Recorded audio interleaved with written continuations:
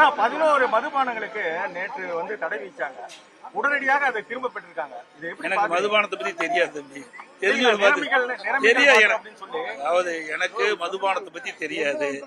நான் மது அருந்துற பழக்கம் இல்லை. அதனால அது என்ன பிராண்டு என்னன்னு எனக்கு தெரியாது.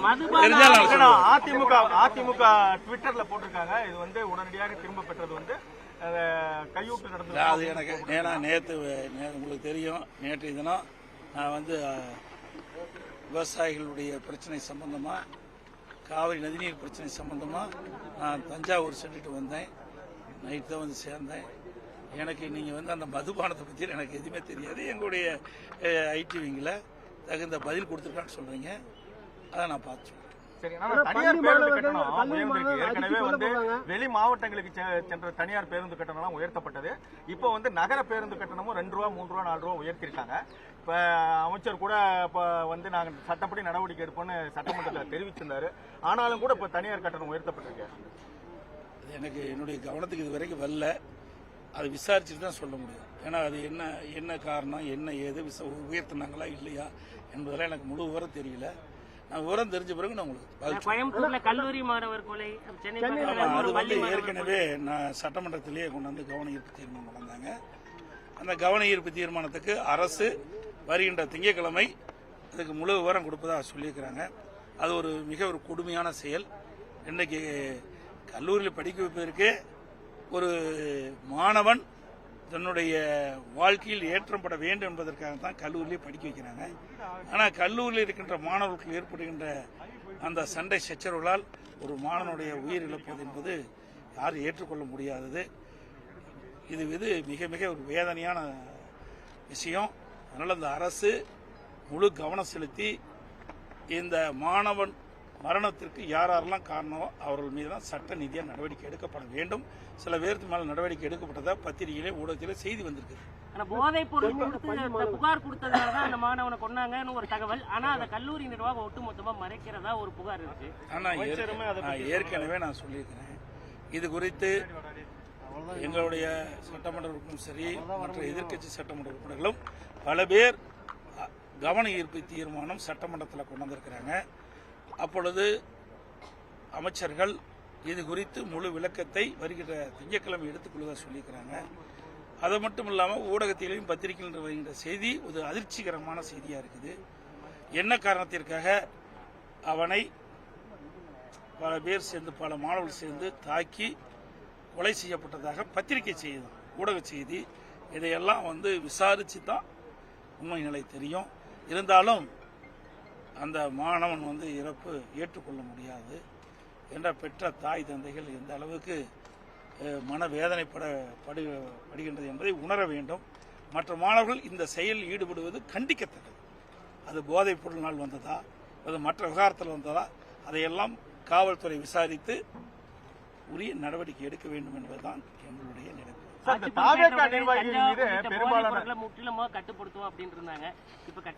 நானும் தொலைக்காட்சியிலையும் டிவிலையும் பேசி தொண்டையே காய்ச்சி போச்சு. உங்களுக்கு எல்லாத்துக்கும் தெரியும். நம்ம சேலம் மாவட்டத்தில் தொலைக்காட்சி நண்பர்கள், பத்திரிகை நண்பர்கள் அத்தனை பேருக்குமே தெரியும். கடந்த 5 ஆண்டுகளில் என்ன தொடர்ந்ததோ அதை விட அதிகமாக போதைப்பொருள் விற்பனை அதிகமாயிட்டது. இந்த 5 நாளுக்கு முந்தி கூட 247 கிலோ பிடிப்பட்டதா பத்திரிகை செய்தி, ஊடகத்தில் வந்த செய்தி பார்த்தேன். அப்படின்னா பிடிக்கப்பட்டது 247 கிலோ, சுமார் 247 கிலோன்னா இன்னும் எவ்வளவு போதைப் பொருள் புழக்கத்தில் இருக்குது என்பது அதிலிருந்து நம்ம கணக்கிட்டுக்கலாம். அதனால அந்த போதைப் பொருள் விற்பனையை இந்த அரசு இரும்பு கரம் கொண்டு அடக்க வேண்டும். ஆனால் அது தனி கவனம் செலுத்துற மாதிரி இல்லை. இந்த சட்ட ஒழுங்கு சீர்குலைவு காரணமே இந்த கஞ்சா விற்பனை, அதை பயன்படுத்துகின்ற பொதுமக்களாம் சரி, இளைஞர்களாம் சரி, அதற்கு அடிமையாகி அந்த கஞ்சா போதையில் இப்படிப்பட்ட செயலில் ஈடுபடுறாங்க, தவறான செயலில் ஈடுபடுறாங்க. அந்த கஞ்சா போதை அடைந்துட்டாவே அவர்கள் என்ன செய்வது என்று தெரியாத இப்படிப்பட்ட ஒரு கொடூரமான செயலில் ஈடுபடுவதாக தான் எனக்கு கிடைத்த தகவல். சார், இப்ப 100 நாட்கள் இந்த தாவேக ஆட்சியை நிறைவு செய்ய இருக்கிறது. இந்த 100 நாட்களுடைய ஆட்சியை எப்படி பாக்குறீங்க? நான் ஏற்கனவே சொல்லிட்டு பத்திரிகை ஊடகத்தில் சொல்லிட்டாங்க, 100 நாட்கள் ஆட்சி, 100 நாள் ஆட்சியை செஞ்சாங்க, ரீல்ஸ் போட்டாங்க, ரீல் விட்டாங்க. இதுதான் 100 நாளுடைய சாதனை. வேற என்ன மக்களுக்கு செஞ்சாங்க? இன்றைக்கு 1 கிலோ அரிசி 15 ரூபாயிலிருந்து 20 ரூபாய் விலை உயர்ந்து விட்டது. குறுகிய காலத்துல இதுவரைக்கும் எந்த ஒரு ஆட்சியிலையும் குறுகிய காலத்துல எவ்வளவு விலைவாசி உயர்ந்து கிடையாது. குறிப்பா அரிசி 15 ரூபாய் கிலோவுக்கு 20 ரூபாய் உயர்ந்திருக்குது. அதோட இந்த குறுகிய கால ஆட்சி பொறுப்பேற்று இந்த 100 நாள்ல பல போராட்டங்களை இந்த அரசு சந்திச்சுட்டு இருக்கு. இதுவரைக்கும் எந்த அரசாங்கமே தொடக்கத்துல இப்படிப்பட்ட போராட்டத்தை சந்தித்தது கிடையாது. இன்னைக்கு விவசாயிகள் போராட்டம் தமிழ்நாடு முழுவதும் விவசாயிகள் போராட்டம் நடத்திட்டு இருக்காங்க. நேற்றைய தினமும் அனைத்து இந்திய அண்ணா திராவிட முன்னேற்ற கழகத்தின் சார்பாக வருவாய் மாவட்ட அனைத்து தமிழ்நாட்டில் இருக்கின்ற அனைத்து வருவாய் மாவட்ட தலைவர்களும் கண்டன ஆர்ப்பாட்டத்தை நடத்தினர். அவர்கள் கொடுக்கப்பட்ட வாக்குறுதி நிறைவேற்றல. தமிழக வெற்றி கழகம் ஆட்சிக்கு வந்தவுடன் விவசாயிகள் சிறு குறு விவசாயிகள் 5 ஏக்கருக்கு குறைவாக இருக்கின்ற விவசாயிகள் வாங்கிய கடன் பயிர்க்கடன் கூட்டுறவு வங்கியில் வாங்கிய பயிர்க்கடன் முழுவதும் தள்ளுபடி செய்யும் சொன்னாங்க. 5 ஏக்கருக்கு மேல் நிலம் வைத்திருக்கின்ற விவசாயிகள் கூட்டுறவு வங்கியில பயிர்க்கடன் பாதி அளவு தள்ளுபடி செய்தாங்க. ஆட்சிக்கு வந்த பிறகு தமிழக வெற்றி கழக ஆட்சியினுடைய முதலமைச்சர் அவருடைய அறிவிப்பு சிறு குறு விவசாயிகள் 5 ஏக்கருக்கு குறைவாக இருக்கின்றவர்களுக்கு 75,000 ரூபாய் தள்ளுபடி.